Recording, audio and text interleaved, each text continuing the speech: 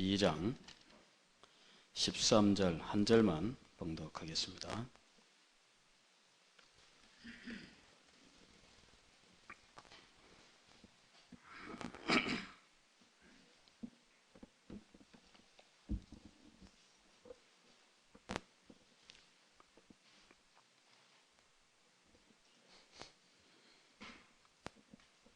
데살로니가전서 2장 13절 한 절을 봉독하겠습니다. 이러므로 우리가 하나님께 쉬지 않고 감사함은 너희가 우리에게 들은 바 하나님의 말씀을 받을 때에 사람의 말로 아니하고 하나님의 말씀으로 받음이니 진실로 그러하다. 이 말씀이 또한 너희 믿는 자 속에서 역사하느니라. 아멘. 오늘 지난주에도 마찬가지지만 오늘도 십계명을 찾는데 아주 어려움을 겪는 분들이 계셨습니다. 자기가 가지고 있는 이 성경과 찬송가에 대해서 잘 아셔야 됩니다. 자기가 가지고 있는 책에 대해서. 그러셔야 신앙생활을 하는데 여러모로 유익하지. 이 책에 대해서는 아무것도 모르면 그러면은 자신이 없어요. 신앙생활 하는데. 어떤 분들은 보니까 성경 찾는 게 겁나가지고 교회를 못 나오시는 분들이 있어요. 남들은 성경을 착착 잘 찾는데 자기는 못 찾거든. 그래 남한테 찾아달라고 이야기하려니까 한두 번이지 이거 맨날 이거 부끄러워서 어떻게 해요. 이래서 교회를 못 나오시는 분이 계시더라고. 저희 아버지께서 뭐 지금이야 이제 돌아가신 지 여러 해 되셨지만은 교회를 나오시는데 이 성경 찾는 것 때문에 참 어려워하세요. 나 연세 드셔서 교회를 나오시니까. 이래 주보를 탁 받으시면 미리 예배 시간에 일찍 가시죠. 이래가지고 주보를 딱 갖다 놓고 그 다음에 이제 찾는 겁니다. 그때부터 미리 딱 찾아놓고 종이로 이렇게 끼워서 표시를 해놓고 그리고 계셔야 안심이 되는 거예요. 그리고 집에 돌아오시면은 이제 다음 교회 갈 때는 어딘가 미리 찾아서 표시를 딱 해놓고 그리고 난 몇 번 하시더니만은 또 연구를 하시는 겁니다. 이거를 어떻게 하면은 성경을 잘 찾을 수 있을까? 그 뒤적거리는 것도 한두 번이지. 나중에는 어떻게 하시냐면은 견출지를 가지고 성경 책명 있는 데마다 이 표시를 해달라는 겁니다. 그래서 제가 성경책에다가 일일이 견출지를 다 붙여드렸어요. 창세기 그러면 창세기에다가 창세기 써가지고 딱 붙이고, 출애굽기 그러면 출애굽기 써가지고 제일 첫 장에다 붙이고 해서 이 성경책 전체에다가 이 견출지로 이 책 이름을 다 써서 이제 붙여놓은 겁니다. 그리고 그것을 뒤적거리시면서 이제 성경책을 찾기 시작을 하신 겁니다. 그것이 두려워서 교회를 못 나가시는 분들도 계시더라 하는 것이지요. 부끄럽다는 거예요. 그런데 노력을 하셔야 돼요. 노력을. 신앙생활을 하는데 노력을 하나도 안 기울이시고 그냥 저절로 되기를 기다리시면 안 됩니다. 어떤 분은 연세가 많으시면 안 되겠거니 하시지만 전혀 그렇지 않습니다.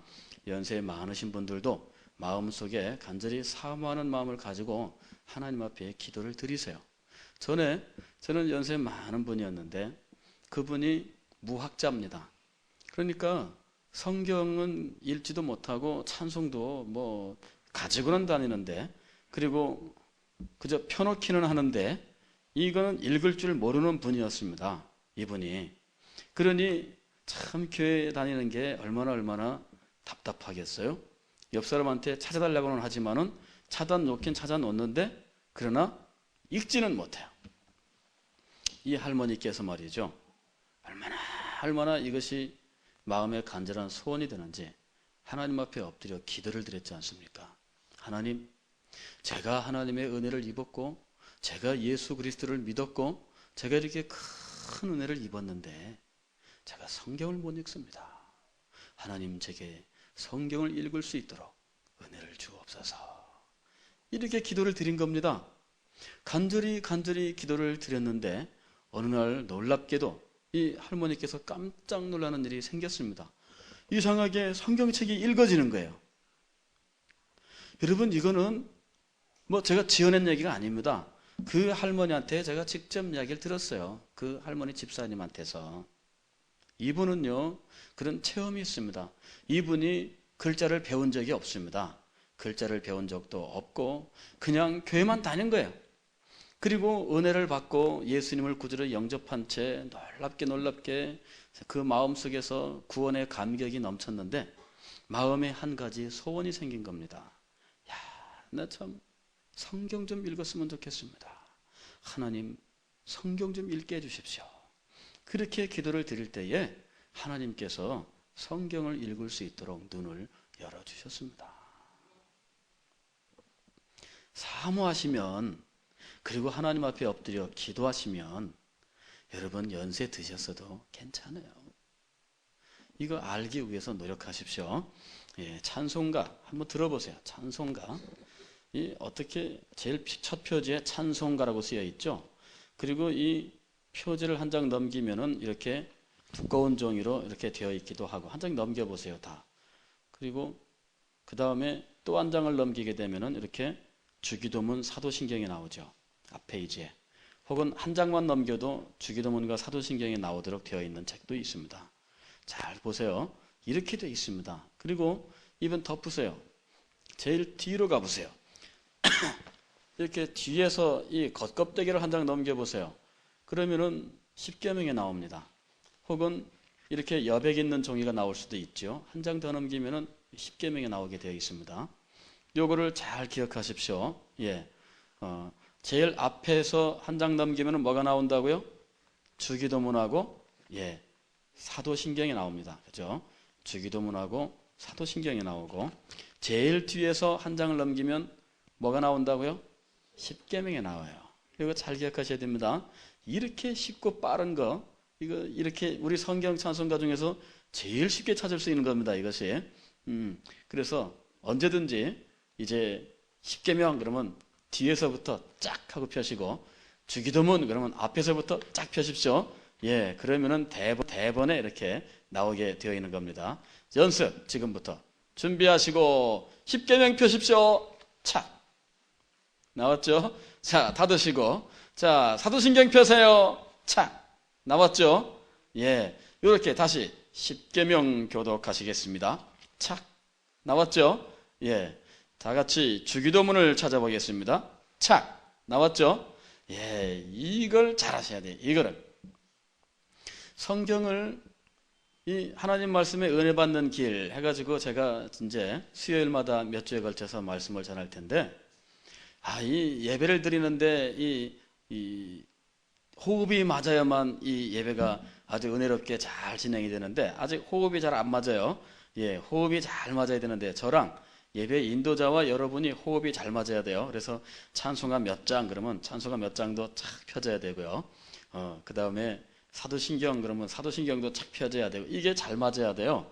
이게 안 맞으면은 이 마음에 장벽이 생기거든요. 우리의 마음은 아주 예민하기 때문에 이게 안 맞으면은 은혜 받는데 지장이 있습니다. 자꾸만 우리가 못 찾으면 실패에 대한 생각이 머릿속에 남아있기 때문에 이게 잘 안 돼요. 그래서 이걸 잘 기억하셔야만 됩니다. 자, 이 성경책도 말이죠. 여러분 잘 아셔야 됩니다. 자기가 가지고 있는 성경책, 물론 성경책 종류는 지금 다양하죠. 성경책 종류는 다양한데 자기가 가지고 있는 성경책에 대해서 잘 아셔야 돼요. 내용을 잘 아셔야 되는 것은 분명한 사실이지만 내용 말고도 이 책 자체에 대해서 재질과 한 장 넘기면 뭐가 있고 두 장 넘기면 뭐가 있고 이런 것들을 잘 아셔야 됩니다. 그래야지 이걸 가만히 놓아둔 채 그저 먼지만 쌓아놓은 채 있다가 교회 갈 때만 되면은 이렇게 털어가지고 그냥 들고 나오고, 그리고선 이 예배 드리고 난 다음에 집에 가면은 놓았는데 어디 놨는지 다음에 찾으려면은 막 부산하게 막 돌아다녀야 돼요. 늘 놓는 곳에 놓는 것도 아니고 아무데나 놓거든요. 그 다음에 애들이 이것을 가지고 장난치면서 아무데나 갖고 다니면서 놀다가 그저 방 한구석 구석에다가 이거 팽개쳐 놓으면은 치우지도 않고 그냥 놔두거든요. 여러분 그렇게 하시면 안 돼요. 그렇게 하지 마시고 이걸 성경책을 소중하게 여기시는데, 이 책 자체가 무슨 부적과 같은 신비한 능력을 가지고 있는 건 아니죠. 이 책의 능력은 선포되는 데서 나오는 겁니다. 그렇지만 이 책을 잘 간수하는 것은 아주 중요한 거예요. 그러니까 잘 아시고 잘 깨끗하게 간수하시면서 한 장 넘기면 뭐 있고 두 장 넘기면 뭐 있고 세 장 넘기면 뭐 있다. 그런 정도는 기억을 하고 계셔야 돼요. 그런 정도는. 그 다음에 성경책을 신약 성경과 구약 성경과 그 책 이름을 들으면 이건 신약이다, 이건 구약이다. 그런 것도 좀 기억하실 수 있어야 돼요. 그리고 이거는 구약 성경 어디쯤 있다, 신약 성경 어디쯤 있다. 그것도 아시면은 아주 크게 유용합니다. 그건 꼭 아셔야 돼요. 성경책명이 모두 몇 권입니까? 성경책이 66권. 구약은 몇 권이죠? 39권. 신약 성경은 몇 권입니까? 27권. 자, 구구단을 한번 외워볼까요? 3, 9, 27. 따라서 시작. 에이, 크게 하세요. 다시 시작. 3, 9, 27. 구자는 저처럼 높여야만 되는 겁니다. 그래야지 구구단이 끝나는 거예요. 3, 9, 27. 3, 9는 39예요. 구약 성경이고 27은 신약 성경입니다. 하나님이 어쩌면 이렇게 구구단에다가 성경책 숫자를 탁 넣어 놓으신 겁니다. 기가 막히죠? 제가 어느 날 이 성경책을 3, 9, 27, 39권, 27권 하다 보니까 이게 구구단 아닙니까? 구구단.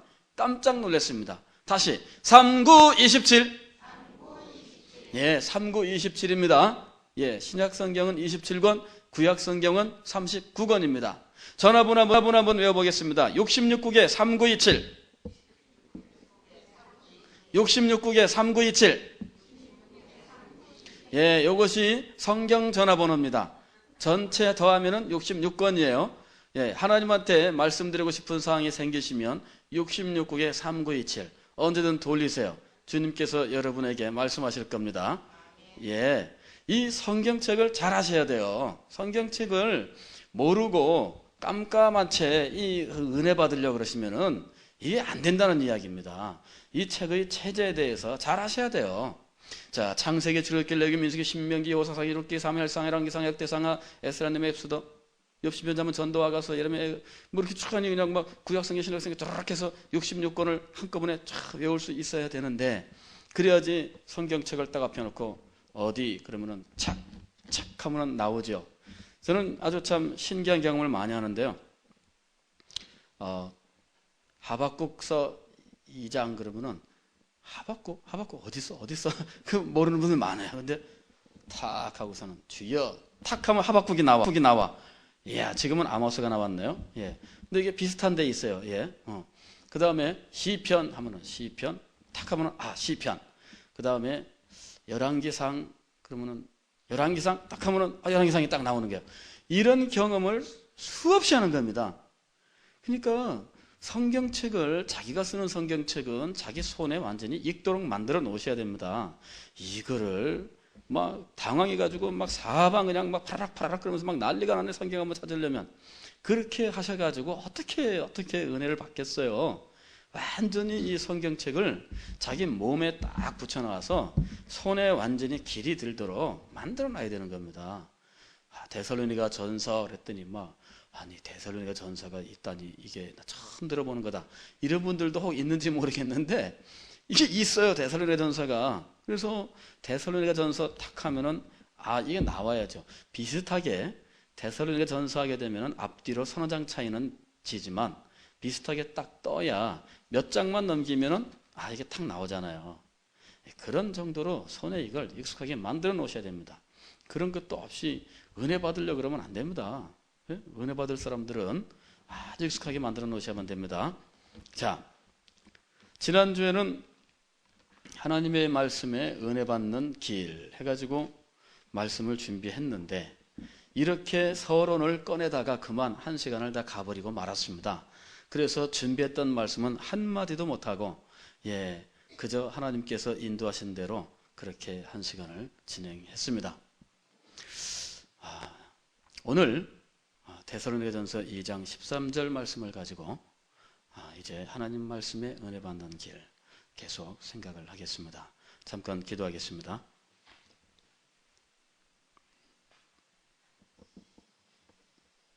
하나님 아버지, 이 시간에도 주의 백성들을 주 앞에 부르신 것 감사합니다. 우리의 모든 높은 마음을 겸손하게 내려놓고 세상에서 이리 지치고 상한 심령들을 주 앞에 내려놓으면서 이제 전심으로 하나님을 바라며 하나님의 음성 듣기를 원합니다. 하나님 아버지, 우리의 마음을 정결하게 하시고 우리의 마음을 깨끗하게 하옵소서. 하나님의 말씀을 들을 수 있는 은혜 도와여 주시기를 원합니다. 이 시간에도 우리를 향하여 말씀하여 주시옵소서. 하나님의 선한 말씀 듣기를 원합니다. 사랑의 음성 듣기를 원합니다. 이 말씀으로 우리의 영혼을 새롭게 하시고 이 말씀으로 우리의 영혼을 힘있게 하여 주시옵소서. 예수님의 이름으로 기도하옵나이다. 아멘.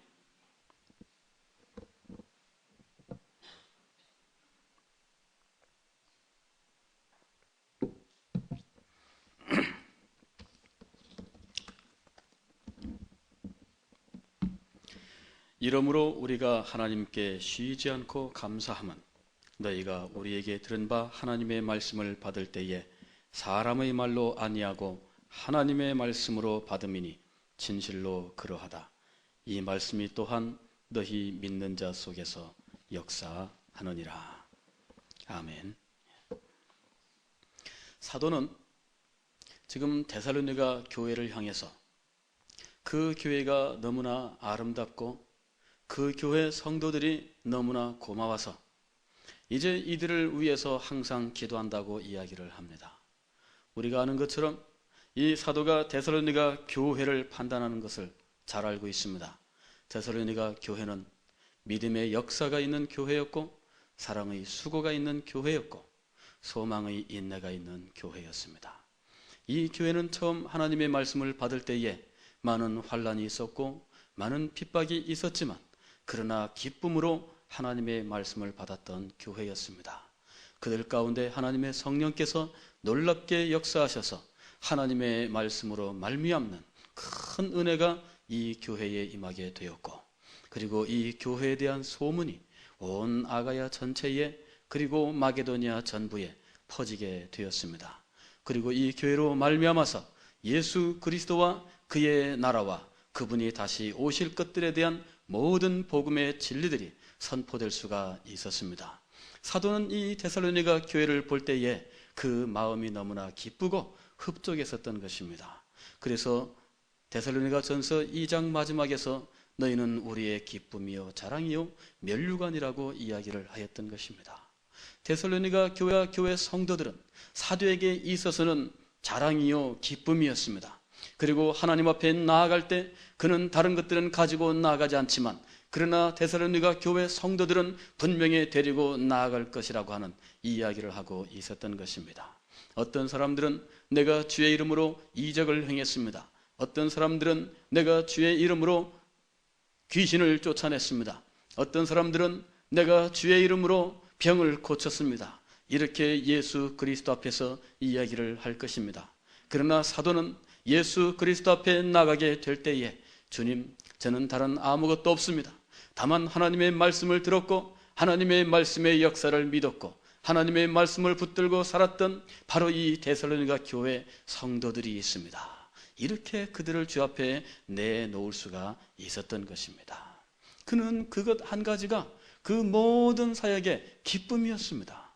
여러분, 말씀을 가르치는 자가 위로를 받으며 말씀을 가르치는 자가 정말 그 마음의 보람을 느끼는 것은 무엇입니까? 이 세상에서 사람들이 그에게 공치사하는 소리를 들을 때에 마음의 위로가 되겠습니까? 이 세상에서 어떤 사람들이 당신이 수고했으므로 당신에게 이와 같은 것들을 선물로 드리노라 하면서 가지각색의 선물을 드린다고 해서 그 사람이 마음의 위로가 되겠느냐 하는 것입니다.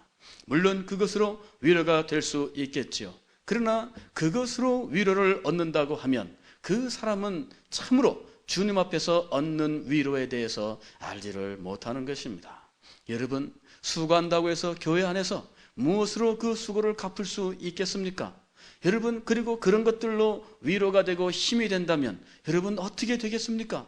우리가 이 땅에 있는 것들로 소망을 갖고 이 땅에 있는 것들로 보답을 바란다면 여러분 우리의 사역이 도대체 무슨 의미가 있느냐 하는 것입니다. 하나님께서 맡기신 거룩한 일들을 맡기는 사람들은 이 땅에 있는 것들로 보답받기를 원하지 않습니다.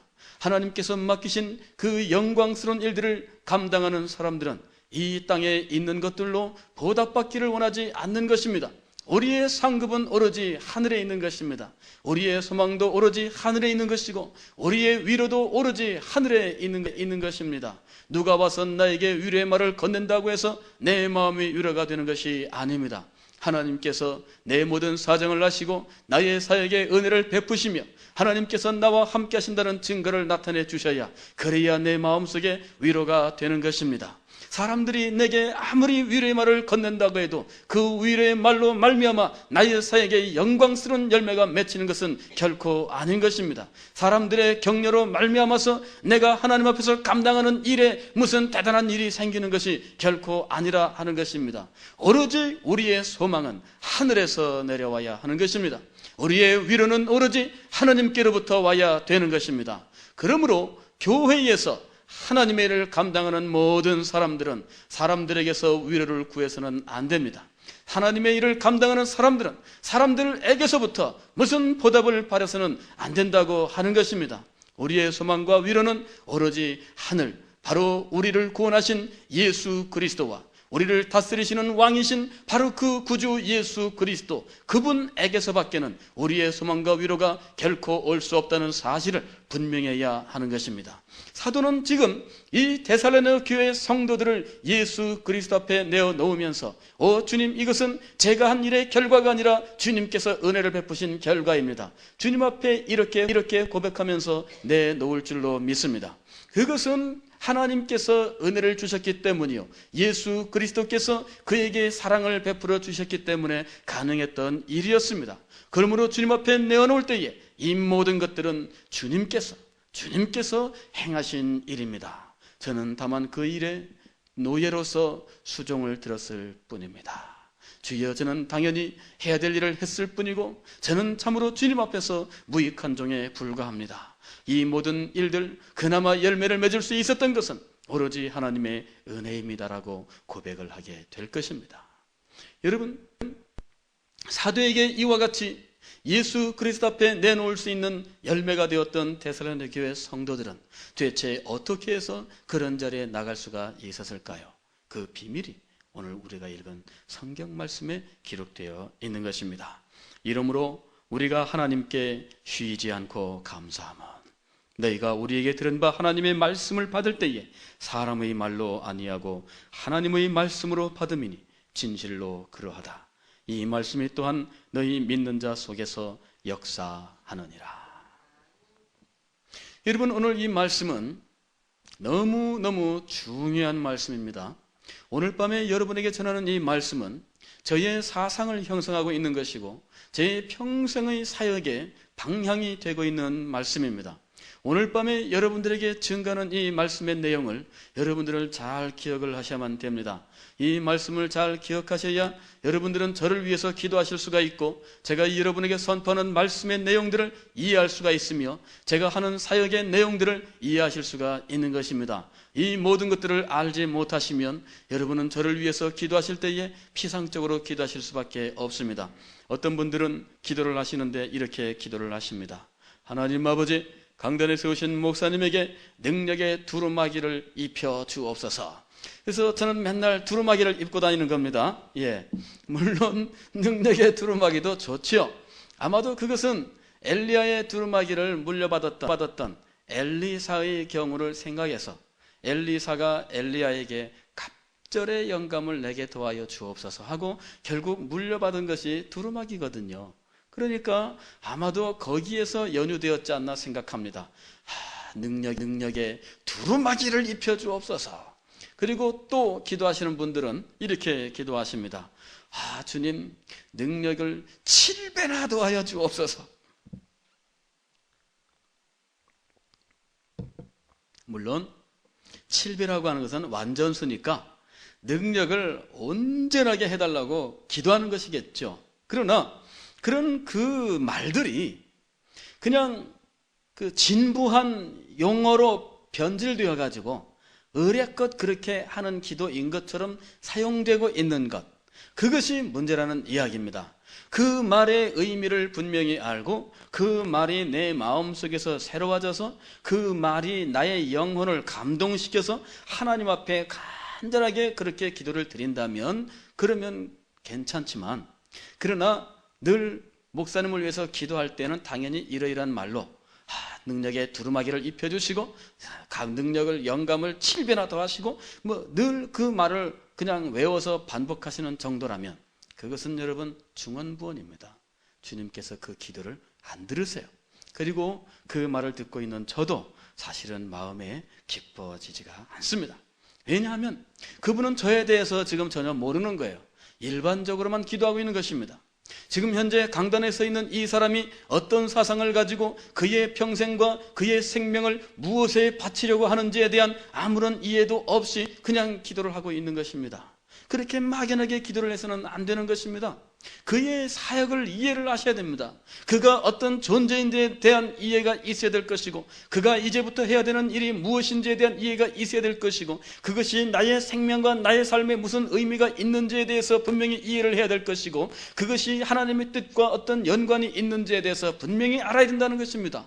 그런 것들을 알지도 못한 채 막연하게 그저 다른 사람들이 기도하는 것을 듣고 그대로 흉내내는 기도를 드린다면 그것은 하나님 앞에 중언부언인 것입니다. 중언부언하는 기도는 응답받을 줄로 생각지 말라. 여러분, 우리는 이 기도, 강단에 서 있는 사람을 위해서 기도할 때에도 한 번 더 생각을 하시고 내 마음속에서 진심으로 우러나오는 그 간절함으로 주님 앞에 기도를 드릴 수 있어야 된다고 하는 것입니다. 여러분, 지금 이 데살로니가 교회 성도들은 참으로 이 사도의 말씀을 들으면서 사도에게는 기쁨이요 자랑이요 면류관이 되는 성도들이 되었습니다. 그리고 사도는 이들을 붙들고 예수 그리스도 앞에 나가기를 원하고 있었던 것입니다. 이때에 일어났던 한 가지 사건이 무엇이냐 그러면 바로 말씀을 전하는 것과 말씀을 듣는 것이었습니다. 말씀을 전하는데 이 성도들은 이 말을 인간의 말로 받지 아니하고 하나님의 말씀으로 받았다라고 하는 것입니다. 사도와 데살로니가 교회 성도들을 서로 연관시켜 주고 있었던 유일한 한 가지는 한 사람은 말씀을 전하는 사람이었고 또 한쪽은 말씀을 듣는 사람들이었다는 사실입니다. 여러분, 이게 무엇을 말하는 것입니까? 바로 이것이 설교를 말하는 것입니다. 설교를 듣는데 그 설교를 인간의 말로 듣지 아니하고 하나님의 말씀으로 들었다는 이야기입니다. 그런데 어떻게 설교가 하나님의 말씀이 될 수 있을까요? 여러분, 그 이유를 아십니까? 어떻게 설교가 하나님의 말씀이 될 수 있겠습니까? 저는 앞에 서 있는 한 사람에 불과하며 저는 여러분들과 조금도 다를 것이 없는 사람입니다.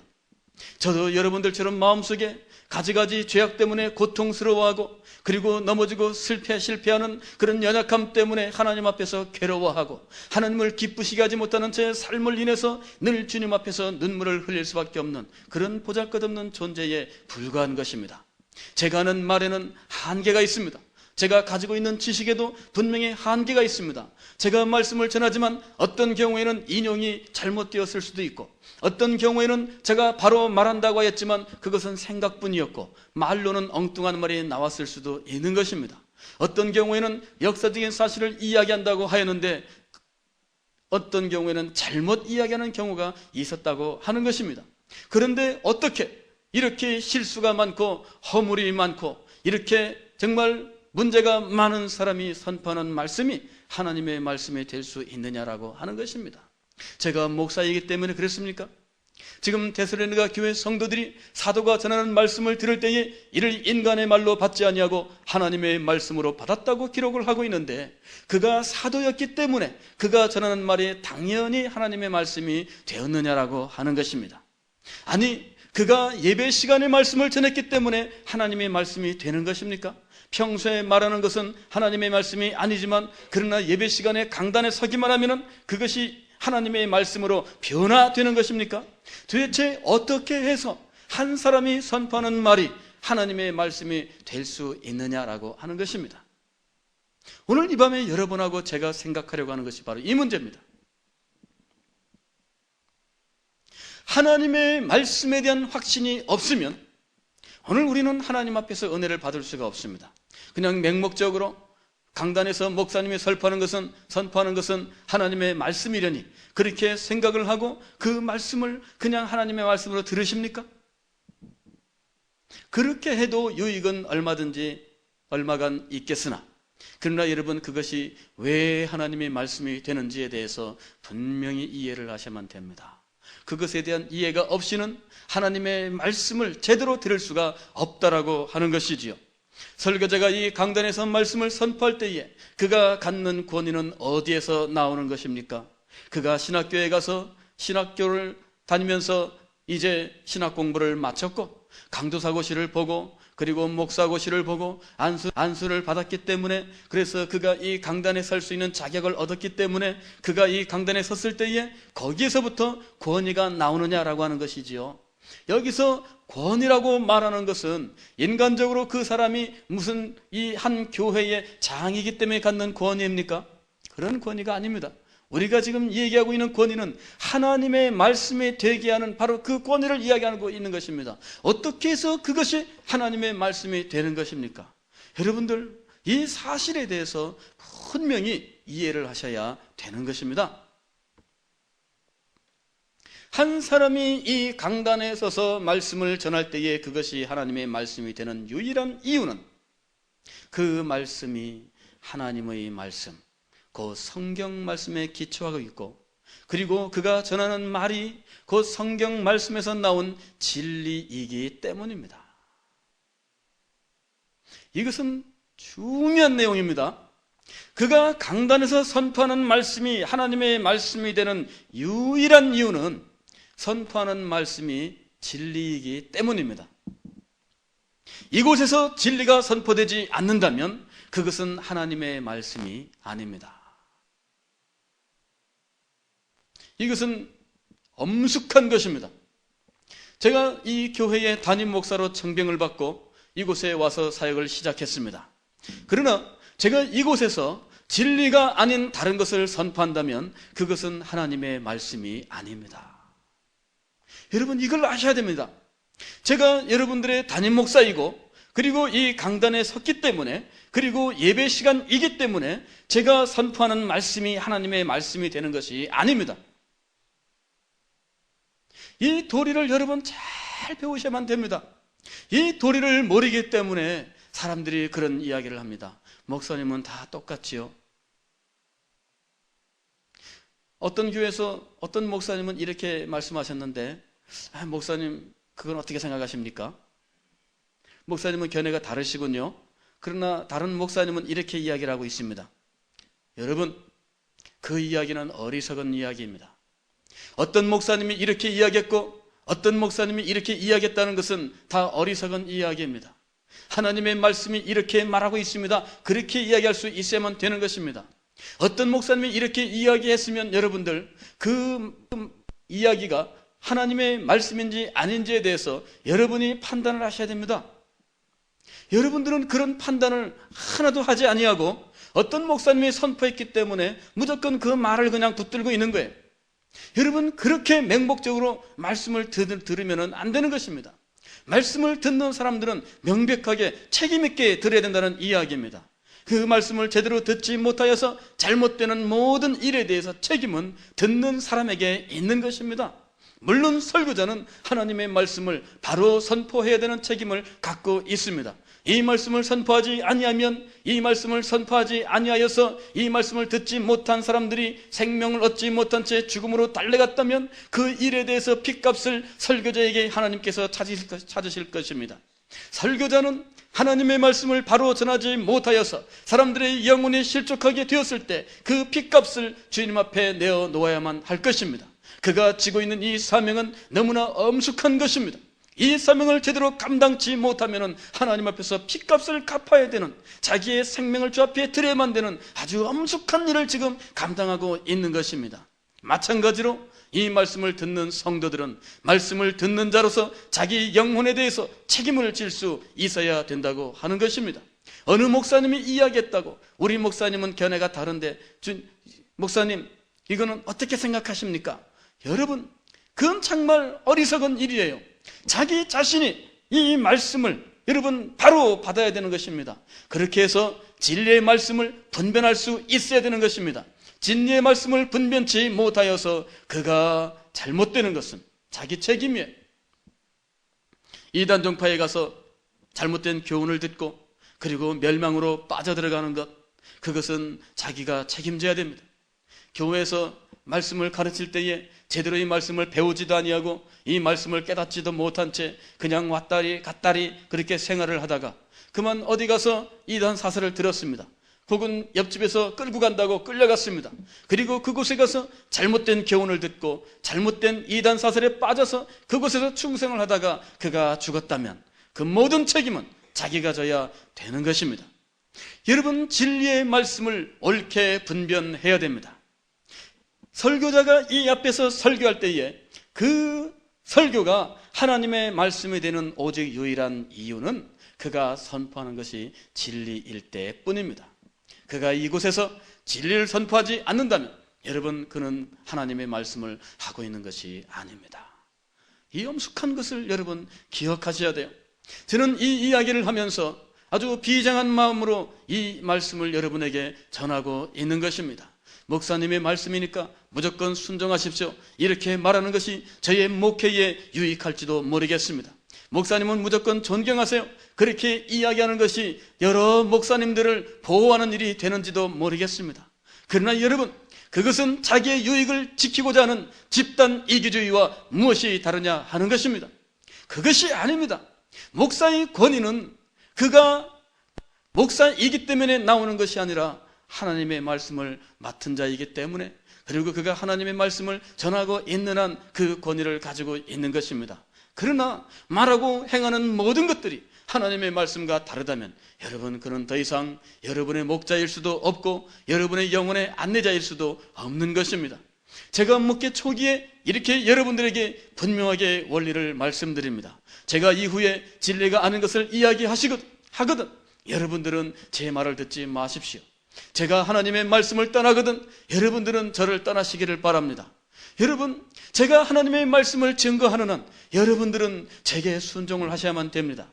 제가 진리의 말씀을 여러분들에게 선포하고 있는 한 여러분들은 하나님의 말씀을 받으면서 그 말씀에 순종을 하셔야 되는 것입니다. 설교자의 유일한 권위는 진리의 말씀을 선포할 때뿐입니다. 진리의 말씀을 선포하지 못하고 진리의 말씀을 밝히지 못하고 진리의 말씀을 용감하게 선포하지 못한다면 그는 더 이상 이곳에 설 자격이 없는 것입니다.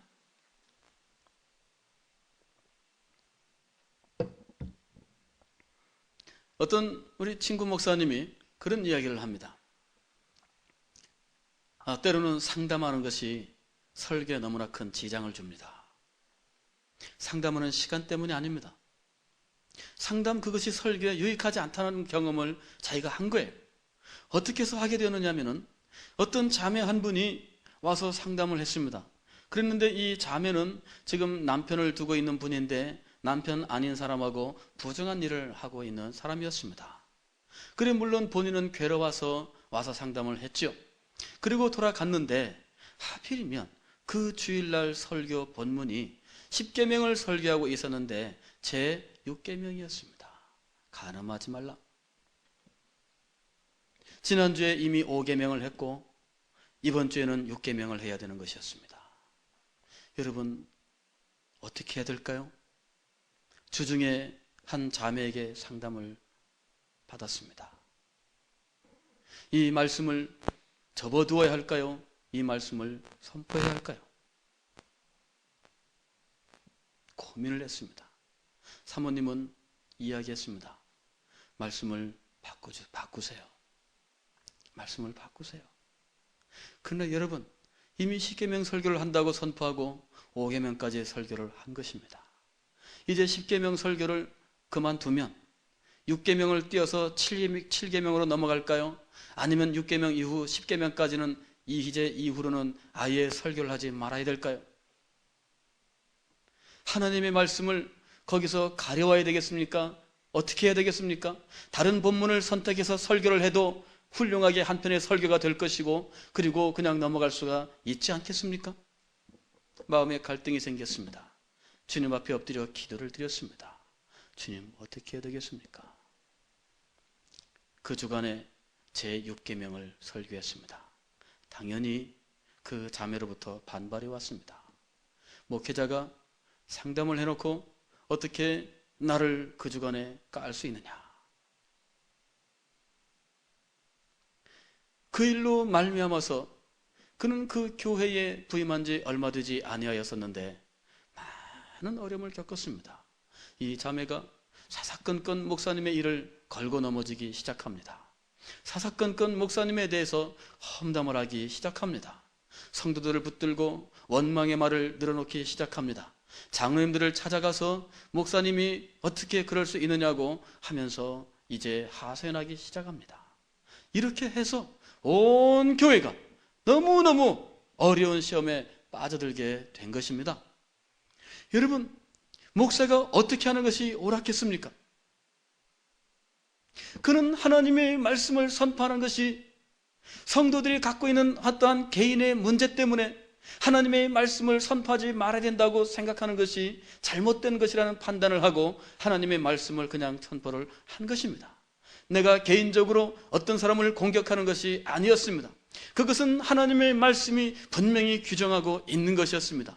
하나님의 말씀을 듣는 사람들은 그것을 사람의 말로 받지 아니하고 하나님의 말씀으로 받아서 주님 앞에서 자기의 지은 모든 죄를 회개하면서 그 죄를 떠나야 하는 것이 올바른 것입니다. 그러나 오늘 우리 교회 안에서는 그렇게 되지 않습니다. 하나님의 말씀을 선포했는데 목사님이 내 사정을 알면서 어떻게 저렇게 설교할 수 있어? 어떻게 목사님이 내 사정을 들어놓고 저렇게 설교할 수 있어? 그렇게 원망하는 이야기들을 많이 하고 있는 것입니다. 여러분, 오늘 이 자리에 계신 여러분들 중에서는 그런 경험을 하신 분이 안 계십니까? 어떻게 목사님이 내 사정을 잘 알면서 저 말씀을 할 수가 있느냐? 그러나 여러분, 내가 성도들의 사정을 아는 것 때문에 하나님의 말씀을 가리운다고 하는 것은 내가 하나님의 말씀을 가리운 것과 무엇이 다르냐 하는 것입니다. 요한계시록 22장에서 이 책에 기록되어 있는 모든 예언의 말씀 중에서 어느 것들을 제하여 버리면은 이 책에 있는 모든 축복들이 그에게 없다라고 이야기를 했습니다. 이 책에 있는 말씀들 외에 무엇인가를 더하면은 이 책에 있는 모든 저주가 그에게 임할 것이라고 이야기를 했습니다. 하나님의 말씀이 여러분 얼마나 어미로운지 아십니까? 하나님의 말씀은 우리의 사정 때문에 가리워지고 우리의 사정 때문에 숨겨지고 우리의 사정 때문에 선포되지 않아야 되는 그런 말씀이 결코 아닌 것입니다. 우리의 사정에도 불구하고 우리에게 있는 모든 형편에도 불구하고 하나님의 말씀은 가감없이 가려워지지 아니하고 명명백백하게 선포될 수 있어야 하는 것입니다. 여러분, 그것이 하나님의 말씀이에요. 하나님의 말씀을 우리는 인간의 말로 들어서는 안 되는 것입니다. 이곳에서 진리가 선포되고 있습니까? 그렇다면 여러분, 그 진리의 말씀을 하나님의 말씀으로 들으시고 내 형편과 처지에 맞는 말씀 이거들랑 하나님께서 은혜 베푸시는 것이라고 생각하십시오. 그것이 합당한 것입니다. 하나님의 말씀이 지금 나에게 경고하고 있구나. 하나님의 말씀이 나를 지금 권고하고 있구나. 하나님의 말씀이 나를 지금 깨우치고 있구나. 아니, 하나님께서 나를 버리지 아니하시고 나에게 이렇게 은혜를 베푸시는구나. 그런 깨달음을 얻어야 하는 것입니다. 하나님의 말씀은 우리가 처해 있는 환경과 우리가 처해 있는 사정 때문에 결코 가려워져서는 안 되는 것입니다. 그러므로 제가 앞으로 여러분들에게 말씀을 선포할 때에 혹시 여러분의 사정과 합치되는 부분들이 있거든 여러분들은 하나님 앞에 겸손하게 무릎을 꿇으십시오.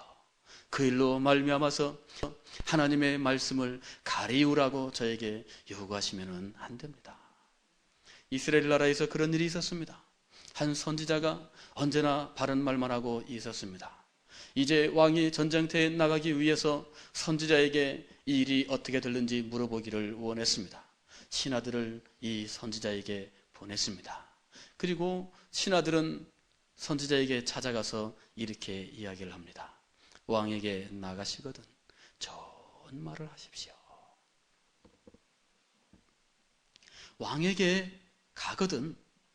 좋은 말을 하십시오.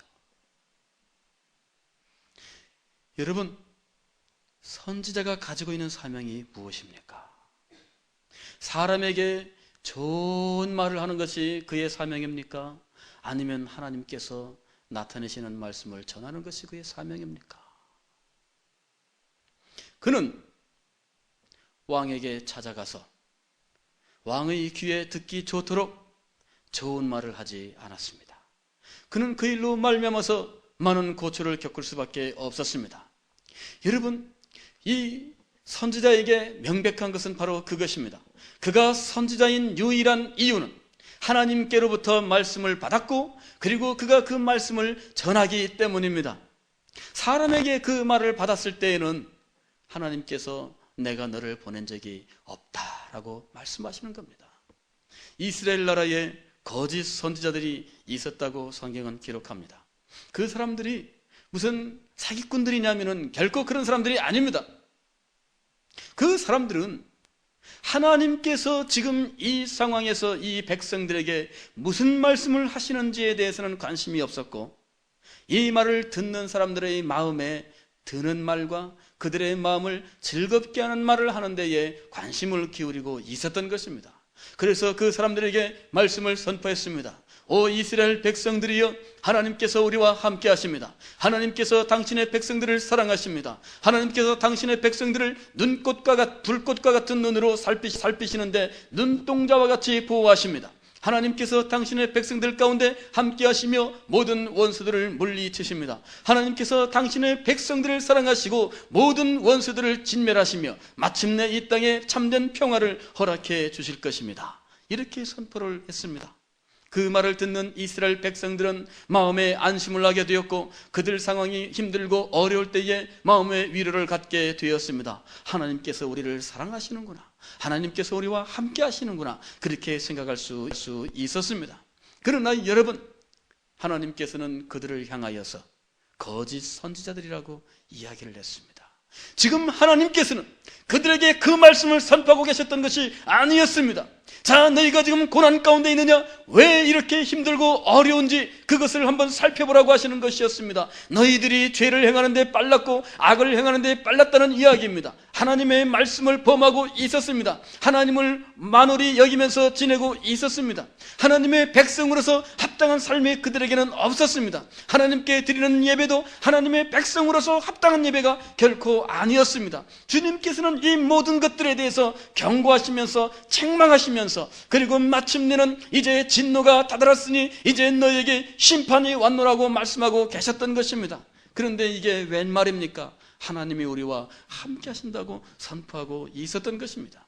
이스라엘 백성들의 마음을 경각해 해서 하나님 앞에서 회개케 하는 것이 아니라 오히려 그들의 마음을 마취시켜서 하나님 앞에서 영영이 죄악 가운데서 멸망하게 만드는 일을 그들이 하고 있었던 것입니다. 그래서 그들이 거짓 선지자였던 것입니다. 사람의 마음을 기쁘게 하는 말만을 찾아다니는 사람은, 여러분, 그가 하는 말들이 비록 성경에 나오는 말이지만 그러나 진리는 아닙니다. 그가 그 말들을 통해서 무엇을 얻기를 원하는지를 여러분 한번 살펴보셔야만 되는 것입니다. 그가 그 말을 하여서 사람들에게 자기의 인상을 좋게 하고 사람들에게 자기가 대접받기를 좋게 하는 그런 일들을 위해서 지금 좋은 말을 하고 있습니까? 하나님의 영광과 그분의 말씀의 어미로우심을 나타내며 하나님의 말씀 앞에 사람들을 순전케 세우기를 위해서 이 말씀을 증거하고 있는지에 대해서 여러분 명백하게 분별할 수 있어야 되는 것입니다. 내 마음을 즐겁게 하는 말씀만 들려달라고 이야기하는 것은 아직도 하나님에 대해서 알지 못하는 것입니다. 내 마음을 괴롭게 하는 말씀을 들려주십시오. 내 양심을 하나님 앞에 드러내는 말씀을 들려주십시오. 내 양심을 괴롭게 하고 그래서 나의 죄악과 나의 추악한 모습들을 드러내는 말씀을 주님 저에게 들려주시기를 원하옵나이다. 이 모든 것들을 회개하면서 하나님 앞에 순결하게 나아갈 수 있도록 주의 말씀을 들려주시기를 원합니다. 하나님의 거룩하심과 주님의 영광이 제 양심에 비추어서 나의 모든 이 죄악과 추악한 모든 것들을 드러내시고 공격하시기를 원합니다. 하나님이여, 참으로 주님의 거룩 거룩하심을 담지 못하는 나의 연약함과 나의 부족한 것들을 분명히 드러내면서 하나님을 주관하는 삶을 살아갈 수 있도록 만드는 하나님의 말씀을 들려주시기를 원합니다. 우리를 향하신 하나님의 말씀의 그 어미하신 뜻들을 우리에게 보여주는 말씀, 하나님께서 우리를 위해 품고 계시는 구속의 경륜의 전부를 우리에게 생생하게 전달해주는 하나님의 말씀을 우리에게 선포해 주옵소서. 우리는 하나님 앞에 이렇게 기도를 드려야 하는 것입니다. 여러분, 설교자의 참된 권위는 그가 가지고 있는 인간적인 여러 가지 조건과 훈련 때문이 아니라 하나님의 말씀, 그 진리를 선포하는 바로 그곳에 있는 것입니다. 그것이 바로 유일한 그의 권위입니다. 제가 신학교 다닐 때에 참 괴로웠던 순간이 있었습니다. 1학년 때인데 공부를 한다고 열심히 했습니다. 그런데 한 학기를 마치고 나서 문득 제 마음속에 참 나는 아무것도 모르는구나, 그런 마음이 들었습니다. 그 생각이 저를 지배하기 시작을 했는데 그 마음이 들면서 막 괴롭고 고통스러웠습니다. 그러나 제 주변의 다른 신학생들을 보게 되면 사실 제가 교만한지 몰라도 저만큼 아는 사람은 또 그렇게 많지 않습니다. 그런데 제가 아무것도 모른다고 하는 생각이 저를 지배하게 된 것입니다. 그 일로 말미암아서 고민을 했습니다. 그리고 마음속에서 강렬한 욕망이 일어나면서 제가 책을 읽기 시작을 했죠. 로이드 존스라고 하는 영국의 유명한 목사님의 설교집을 붙들고 이제 읽기 시작했습니다. 날마다 가슴을 두근두근 이렇게 두근두근 하는 그런 마음을 가지고 이 책을 접했습니다. 틈만 나면 붙들고 있었고, 그리고 언제든지 붙들고 있었습니다. 그 책을 읽고 또 읽고 또 읽고, 줄을 치면서 읽고, 옆에다가 메모를 하면서 읽고, 그리고 노트에다가 정리하면서 읽고, 계속해서 읽어나가기 시작을 했습니다. 나는 정말 무지하구나, 나는 정말 아무것도 모르는구나, 어서서히 좀 많이 알게 되었으면 참 좋겠다, 그런 마음을 가지고 읽어나가기 시작했습니다. 그리고 정말 이 목사님, 이분처럼 되었으면 좋겠다, 이분의 설교처럼 내 설교도 이렇게 되었으면 얼마나 좋겠는가, 그런 마음이 마음속에서 막 일어났습니다. 그래서 그 책을 읽고 또 읽고 그랬습니다. 그랬는데 그렇게 여러 개월이 지난 다음에 마음속에 문득 한 생각이 또 들기 시작했는데, 나는 죽었다 깨어나도 이분 같은 설교는 할 수 없다. 왜냐하면 그 설교의 깊이, 그 설교의 장엄함, 그 설교의 영광스러움, 그런 것들은 내가 죽었다 깨어나도 도무지 도달할 수 없는 것으로 생각된 겁니다. 그리고 제가 생각하는 방식과 말을 하는 방식이 이분이 설교를 진행해 나가는 그 과정과 일치하지 않습니다. 내가 이분과 동일하게 될 수도 없는데 나는 안 되는구나 하고 포기를 해버렸어요. 몇 개월 동안에 걸쳐서 나는 무지한 자구나 그리 생각하면서 탐독을 하다가 결국에 절망을 했습니다. 이분처럼은 될 수 없구나. 던진 겁니다. 몇 년이 지난 다음에 주님께서 저를 인도하시면서 제게 깨우침을 주시는데, 그가 그렇게 설교의 영광과 그 위험 가운데에서 있었던 것은 그가 가지고 있었던 개인적인 여러 가지 특성 때문이 아니라 그를 사용하셨던 하나님 때문이다 라고 하는 사실을 발견하게 된 겁니다. 제가 그분과 똑같아지려고 노력할 필요가 있는 것이 아니라 그분처럼 하나님께 붙들려 쓰이는 것이 문제다라고 하는 사실을 깨닫게 된 거예요. 나는 그분과 동일한 설교를 동일한 패턴으로 만들어서 할 필요는 없습니다. 물론 그분의 설교를 읽고 여러 가지로 유익을 얻고 도움을 얻는 것은 분명한 것이지만, 그러나 그분을 동일하게 흉내낸다고 해서 내가 그분 같은 설교가 되는 것이 결코 아니더라는 것입니다. 그것은 신학생 때 많은 사람들이 경험하죠. 어느 날 그는 이런 경험을 합니다. 평소에는 목사님의 설교를 들을 때에 저 설교가 왜 저럴까? 정말 수준이 좀 안 맞는다. 우리 목사님은 옛날에 공부한 분이라서 실력이 없나 봐.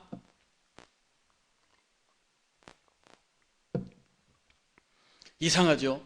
신학교 들어가면은 그런 생각들을 하게 돼요. 그리고서는 이제 목사님을 낮춰보기 시작합니다. 그러면서 저 설교에 은혜 받고 아멘하는 이 성도들이 조금 불쌍하게 생각되는 겁니다. 저 사람들이 아직 뭘 몰라서 그래. 내가 한번 강단에 서면 이제 저 사람들이 완전히 새로운 것을 보게 될 거야. 이제 이 성도들이 이제 무엇이 진짜인지 이제 확실히 알게 되겠지. 이제 이런 마음을 갖는 것입니다. 어느 날 그에게 강단에 설 수 있는 기회가 왔습니다. 그래서 준비를 하죠. 유명한 설교를 붙들고 그 다음에 그 설교를 정리하고 그리고 그 설교를 묵상하고 그래가지고 강단에 섰습니다. 설교를 했는데 웬걸 성도들은 냉담하기만 합니다. 강단에서 내려와서 그는 생각합니다. 정말 성도들이 뭘 몰라도 한참 모르는구나. 그들이 내 설교를 듣고도 감동치 않았던 것은 그것은 뭘 모르기 때문이다. 그래요. 유명한 목사님들의 설교를 베껴서 그 설교를 흉내내서 그냥 해보기도 합니다. 그러나 정말 이 말씀이 우리에게 하나님의 말씀으로 역사하는 것은 거기에 있는 것이 아니더라는 것입니다. 설교자는 하나님께서 세우시는 겁니다. 설교자가 만들어지는 것입니까? 설교자가 태어나는 것입니까? 이 질문을 붙들고 씨름을 한 적이 있습니다. 여기서 만들어진다고 하는 것은 그가 열심히 노력을 하고 그리고 그가 열심히 준비를 하고 그가 여러 가지로 배우러 다니고 해서 배운 것들을 가지고 설교를 준비하는 것을 말하는 것입니다. 물론 이런 준비들이 설교자에게 있어서 필수적인 것은 사실입니다. 그는 강단에 서기 전에 이미 그는 광범위한 연구가 있어야 되겠고 그리고 그 주제에 대한 분명한 이해를 하고 있어야만 될 것입니다. 그러나 여러분, 설교자는 그렇게 준비했다고 해서 그리고 그가 준비한 것을 가지고 강단에 올라갔다고 해서 그가 전한 것이 설교는 아닌 것입니다. 여러분, 이 사람이 하나님께 붙들려야 되는 것입니다. 설교자는 하나님께서 세우시는 것입니다. 그래서 그가 이제까지 공부했던 것, 그가 이제까지 경험했던 것, 그가 이제까지 주 앞에서 연단받았던 것, 이 모든 것들을 하나님께서 들어서 사용하실 때 그런 모든 것들이 함께 녹아서 성도들에게 전달되게 되어 있는 것입니다. 그래서 로이드 존스라고 하는 분은 그가 배웠던 모든 것들, 그가 훈련받았던 모든 것들, 그리고 주께서 그를 인도하셨던 모든 것들이 함께 녹아져서 그 말씀을 전할 수가 있었던 것이고, 오늘 이 대한민국의 장호익이라고 하는 이 사람도 그분보다는 인간적으로는 못하지만 그러나 하나님께서는 저를 훈련시키시고 저를 연단시키시고 마침내 제가 배웠던 모든 것들을 다 유기적으로 사용하시면서 그로 하여금 진리를 전파하게 하셨다는 사실이죠. 그래서 그 말씀이 설교가 되는 것이고, 그래서 그것이 하나님의 말씀이 되는 것입니다. 여러분, 하나님의 말씀이라고 하는 것은 이 책 자체에 있는 것이 결코 아닙니다. 이스라엘 백성들은 이 글 자체가 하나님의 말씀인 줄로 생각했습니다. 물론 그것은 정말 귀중한 일이었죠. 이 사람들은 성경을 읽을 때에 글자 네 글자예요. 이스라엘 글자로 네 글자인데 이 글자가 나오게 되면은 그냥 읽지를 안 했어요. 다른 말로 바꿔 읽었습니다. 이 글자는 오늘날 야훼라고 되어 있는데 그 야훼라고 하는 이 말을 이스라엘 백성들은 아도나이라고 읽었어요. 아도나이는 나의 주님이란 말이에요. 여호와는 나의 목자시니, 그렇게 시편 23편이 시작되잖아요. 그 성경을 읽을 때에 뭐라고 읽었냐면 아도나이는 나의 목자시니, 그렇게 읽었습니다.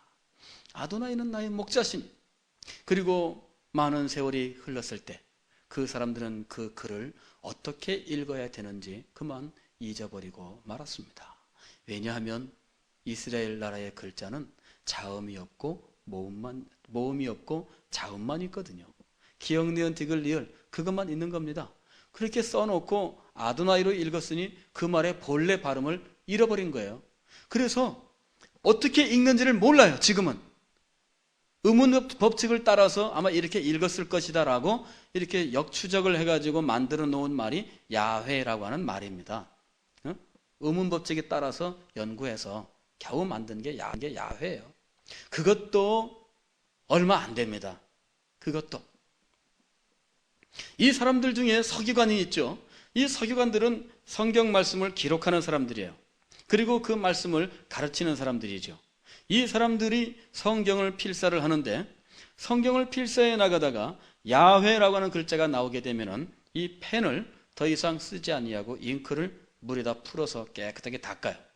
그리고 이 펜으로 새로운 잉크를 한 방울 딱 찍어서 야훼라고 글자를 씁니다. 그리고는 다시 이 펜을 닦아요.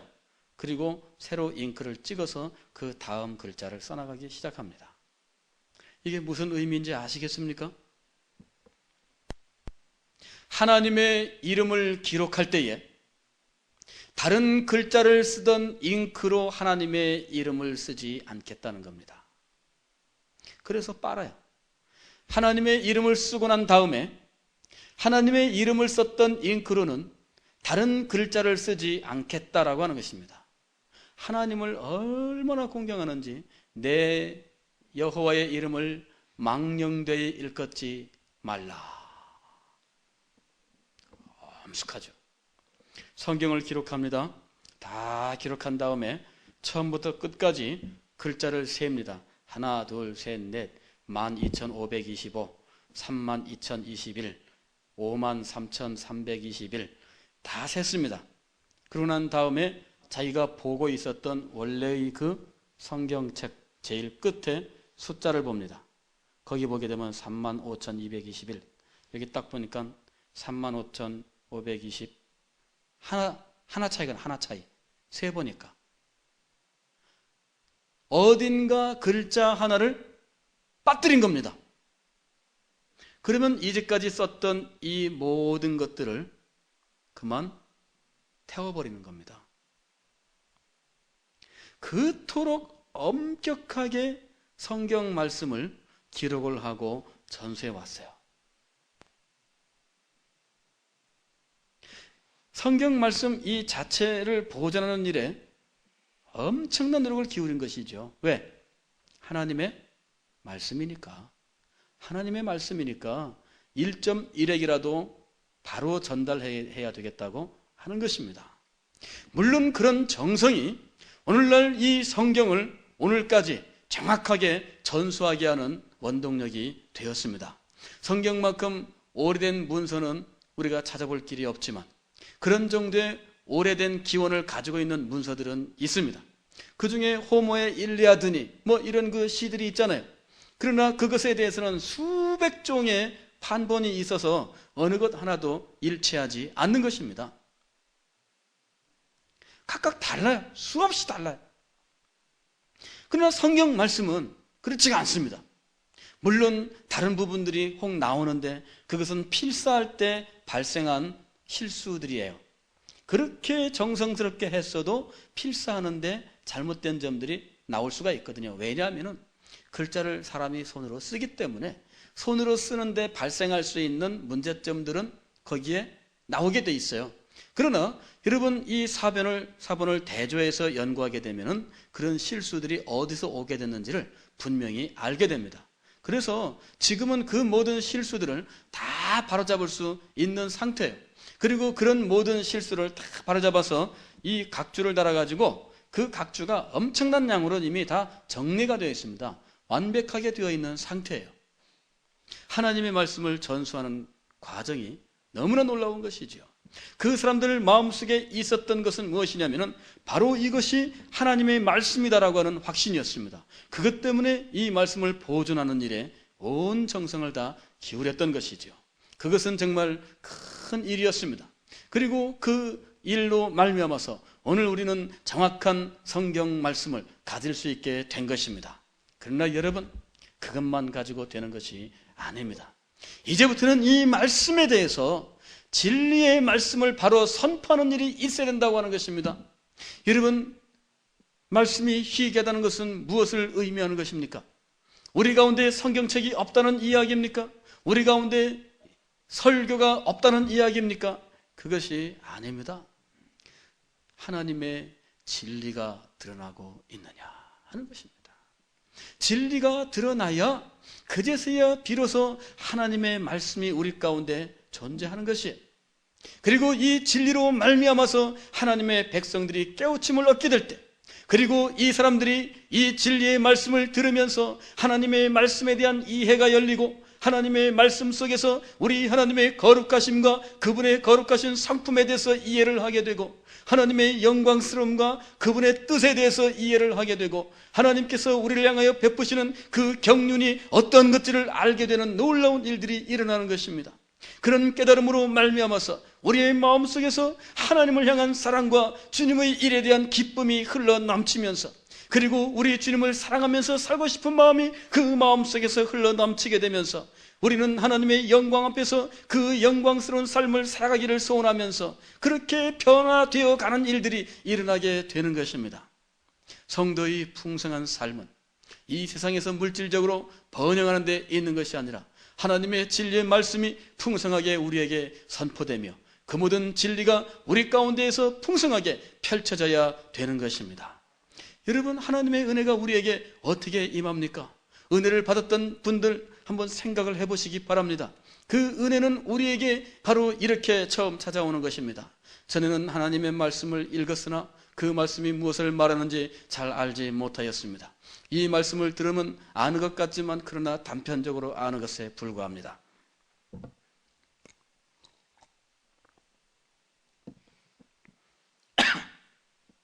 그런데 하나님의 은혜가 임하고 보니까 그 말씀이 갑자기 달라지는 겁니다. 하는 비명을 지를 정도로 갑자기 이 눈이 훤해지면서 이 마음이 착 열리면서 갑자기 성경 말씀이 처음부터 끝까지 일목요연하게 쫙 펼쳐지는 그런 경험을 하는 거예요. 은혜 받을 때에 바로 하나님의 말씀이 열리는 것을 경험하는 것입니다. 그것이 참된 은혜예요. 여러분, 가만히 한번 생각해 보십시오. 제가 고등학생 때에 이런 경험이 있습니다. 어느 날 한 집사님께서 저한테 그런 말씀을 하셨습니다. 예수 믿는 사람들은 어느 날 하나님의 말씀이 열리는 것을 체험한다는 겁니다. 그래서 제가 그 말을 듣고 사모하는 마음이 생겼어요. 그날 밤에 당장 집에 가서 주님 앞에 기도를 드렸습니다. 주님, 오늘 제가 어느 집사님께 말씀을 들으니까 예수를 믿는 사람들은 어느 날 말씀이 열리는 체험을 한다고 하는데, 주님, 제가 그 체험을 하고 싶습니다. 제게 말씀을 열어주십시오. 그러면서 제 나름대로 생각을 했습니다. 그러기 위해서는 하나님의 말씀을 잘 알아야 될 텐데 이 성경을 부지런히 읽어야 되긴 되겠고, 그러나 이게 하루 이틀 읽는다고 성경을 다 읽을 수 있는 것도 아니고 막 마음이 조급해지는 겁니다. 그래서 제가 기도를 드렸습니다. 주님, 제가 오늘 밤에 잘 때 이 성경책을 베고 자겠습니다. 이 성경책의 통째로 제 머릿속에 들어오게 해주십시오. 믿습니다! 그리고서는 그날 밤에 잠을 잤습니다. 아침에 일어나서 먼저 확인했습니다. 주님, 머릿속에 성경책이 들어왔습니까? 가만히 돌아보니까는 안 들어왔어요. 그래서 실망을 했죠. 그날 밤에 다시 성경책을 들고 기도를 했습니다. 아주 간절하게 기도를 했습니다. 주여, 믿습니다. 이 성경책을 펴고 자겠습니다. 오늘 밤에 이 성경책이 제 머릿속에 그대로 통째로 들어올 수 있도록 해주십시오. 예수님의 이름으로 기도하옵나이다. 저는 그날 밤에 또 잠을 잤죠. 아침에 일어나서 눈을 뜨고 다시 한번 확인했습니다. 주님, 말씀이 안 들어왔군요. 그래서 그날 밤에 다시 기도를 드렸습니다. 주님, 3세번입니다. 제가 오늘 다시 한번 또 성경책을 베고 자겠습니다. 다음날 아침에 일어나 보니까 여러분, 어떻게 되었겠습니까? 안 들어왔어요. 그리고는 제가 그 일을 잊어버렸습니다. 하나님의 말씀이 열리는 것을 경험하기 위해서, 어느 날 하나님의 말씀 전체에 대해서 깨달음을 얻기 위해서 하나님 앞에 기도를 드렸으나, 그러나 그것을 얻기를 원했던 방법이 잘못되었던 것이었습니다. 베고 잠을 자면서 믿습니다를 아무리 외쳐야 그 일은 일어나는 것이 결코 아니었습니다. 고등학교를 마치고 청년부를 가게 되었는데 그곳에서 성경을 공부하게 되었습니다. 신약 성경을 3개월 동안에 처음부터 끝까지 한번 쭉 공부하는 그런 과정이었습니다. 그 과정을 공부하면서 저는 마침 이 공부에 대한 열정이 마음속에 있었고, 그리고 이 공부를 잘하기 위해서 준비를 많이 했습니다. 그 주간에 공부될 부분에 대해서 성경을 읽기 시작을 했고, 그리고 제가 마침 과외 지도를 하고 있었는데 그 집에 주석이 있었어요. 흑기 주석이라고, 일본 사람 주석인데 그게 있었습니다. 그 책을 뽑아 들고 애는 야, 너 공부해. 그리고서는 저는 그걸 읽고 있었어요. 일주일 내내 공부하고 토요일 날 이제 청년부회를 갑니다. 공부를 했습니다. 한 주, 두 주, 세 주. 한 3개월쯤 되었는데 신약 성경을 거의 다 그렇게 공부를 하게 되었습니다. 어느 날 문득 이상한 경험을 하게 되었습니다. 이 성경 말씀은 내가 전에 읽은 성경 말씀인데 그 성경 말씀과 연관이 되는 말씀인데 하는 생각이 듭니다. 제가 그 성경을 정확하게 찾을 수 있었습니다. 그리고 여기다도 몇 장 몇 절, 여기도 몇 장 몇 절 씁니다. 이제부터는 성경을 읽어 나가는데 이 말씀이 앞에 있는 말씀이네, 깨달음이 옵니다. 그래서 또 거기를 찾아서 기록을 하고 여기도 기록을 합니다. 읽어 나가면서 계속 앞뒤 전후 좌우를 대조하면서 계속 성경을 읽을 수 있게 되는 것이었습니다. 너무나 놀라운 것이었죠. 너무나 큰 발견이었습니다. 가슴이 뛰기 시작합니다. 하나님의 말씀이 전에는 한 장 읽고 넘기면 앞에 읽었던 말씀이 싹 사라졌는데 이제는 200장, 300장을 넘겨도 그 말씀들이 머릿속에 남아있는 것입니다. 성경 말씀을 다 읽게 되었을 때에 그 제 머릿속에는 하나님의 말씀이 이제는 하나의 줄로 연결된 것처럼 쫙 연결되어 있는 것을 경험하게 되는 것이었습니다. 하나님 말씀이 너무나 벅차게 가슴속에 부딪혀 오는 것이었습니다. 하나님 말씀에 어디를 펴든지 앞과 뒤가 다 연결되는 것이었습니다. 하나님의 말씀이 너무나 감동적인 것이었습니다. 여러분, 하나님의 은혜는 이와 같이 찾아오는 것입니다. 그리고 하나님의 은혜는 하나님의 말씀을 들을 때에 바로 그 순간에 우리 마음속에 이제까지 듣고 읽고 있었던 하나님의 말씀이 광대하게 내 마음속에서 펼쳐지기 시작하는 것입니다. 그때에 내 마음속에는 하나님의 말씀의 그 영광스러운 것이 무엇인지 전에는 말로만 들었지만은 이제는 내가 몸으로 직접 체험하는 것을 알게 되는 것입니다. 바로 이것이었구나. 하나님의 말씀이 펼쳐진다고 하는 것이 무엇인지 전에는 내가 귀로 듣기만 했는데 그것이 무엇인지 알지 못했는데 바로 이것이구나. 하나님의 말씀이 펼쳐지는 순간에 내 마음은 벅차오르기 시작합니다. 그것을 감히 마음속에 담아둘 수가 없고 정말 숨을 헐떡이기 시작을 하는 것입니다. 여러분, 하나님의 말씀이 내 마음속에 벅차오르는 감격으로 나를 사로잡으면서 그걸로 말미암아서 숨을 제대로 쉬지 못하는 그러한 감격 가운데 젖어 들어갔던 적이 있으십니까? 그 말씀에서 나타나는 하나님의 사랑이 너무나 놀라워서 그 사랑으로 말미암아서 이 몸이 안절부절 못해서 가만히 있지 못했던 그런 경험이 여러분에게 있느냐라고 하는 것입니다. 하나님의 말씀이 바로 우리에게 이와 같이 찾아오는 것입니다. 하나님의 말씀이 오늘 우리에게 이와 같은 감격으로 다가오는 것입니다. 바로 이 일을 위해서 우리는 하나님 앞에 무릎을 꿇어야 하는 것입니다. 바로 이렇게 진리의 말씀을 광대하게 펼쳐내는 일을 감당하는 사람이 하나님이 세우시는 설교자예요. 그가 그곳에서 진리의 말씀을 선포할 때에 바로 그것은 하나님의 말씀이 되는 것입니다. 진리를 선포하지 아니하거든 그를 떠나시기 바랍니다. 그의 교훈에 창념하는 것은 내 영혼의 유익이 되지 아니합니다. 잘못된 교훈을 쫓아가면서 잘못되는 것은 그 사람이 책임을 져야 돼요. 데살로니가 교회 성도들은 사도가 전하는 이 말씀을 하나님의 말씀으로 받았습니다. 진실로 그렇게 받았습니다. 그때의 이 말씀이 그들 속에서 역사하였던 것입니다. 믿음의 역사가 그들 가운데 나타나기 시작을 했고 사랑의 수고로 그들은 교회를 새롭게 하기 시작을 했고 소망의 인내로 모든 환난을 이기면서 그들은 하나님의 말씀을 즐거워하면서 하나님의 영광을 선포하는 사람들이 될 수가 있었던 것입니다. 오늘 하나님께서 우리의 교회를 살리는 일을 하신다면 어떤 방법으로 하시겠습니까? 바로 설교자를 세우시는 일로 행하시는 것입니다. 하나님께서 어두운 시대를 밝히시는 일을 무슨 방법으로 하시는 줄 아십니까?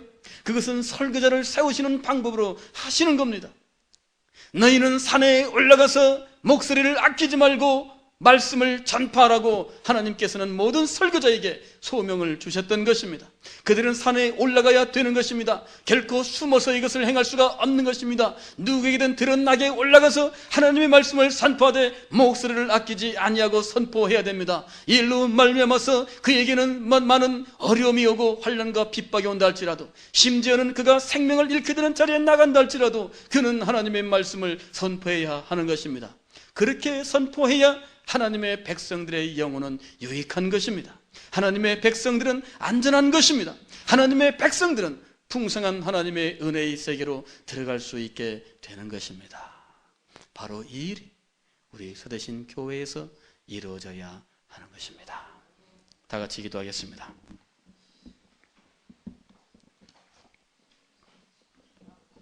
여러분, 간절하게 기도하십시오. 오늘 말씀을 기억하시면서 주님께서 우리에게 은혜 주시기를, 진리를 우리에게 드러내 주시기를, 하나님 말씀의 영광과 풍성함을 펼쳐 보이시기를, 하나님의 거룩